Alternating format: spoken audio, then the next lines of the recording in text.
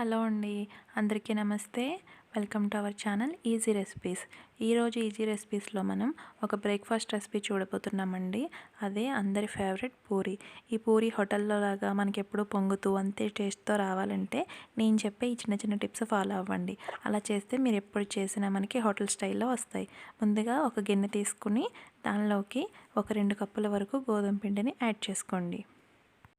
తర్వాత ఒక స్పూన్ పంచదారని కూడా వేసుకోండి. పంచదార వేసుకోవడం వల్ల మనకి పూరీలు మంచి కలర్లో వస్తాయి. అలాగే 1 స్పూన్ బొంబాయి రవ్వను కూడా వేసుకోండి.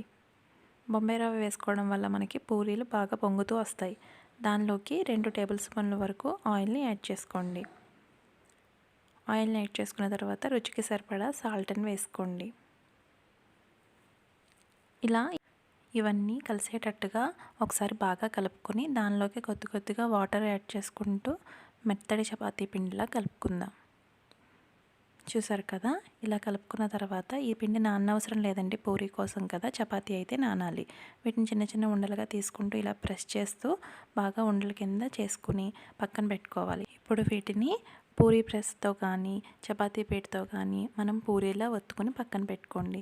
అలా నేను చూపిస్తున్న విధంగా మరి చపాతీలా అంత దలసరి కాకుండా మరీ పలుచగా కాకుండా ఇంత మందంగా ఉండేలా చూసుకుని చేసుకోండి. ఇలా చేసుకుంటేనే మనకు పూరీలు బాగా వస్తాయి. అలాగే ఒక స్టవ్ మీద ప్యాన్ పెట్టుకుని ఆయిల్ హీట్ అయిన తర్వాత మనం చేసుకున్న పూరీల్ని ఒక్కొక్కటిగా వేసుకుని ఫ్రై చేసుకోవాలి. ఈ పూరీల్ని మనం గరిటతో ప్రెస్ చేసుకుంటూ ఇలా ఫ్రై చేసుకుంటే పూరీలు మనకి బాగా పొంగుతూ వస్తాయి. చూడండి మనకి ఎలా పొంగుతున్నాయో.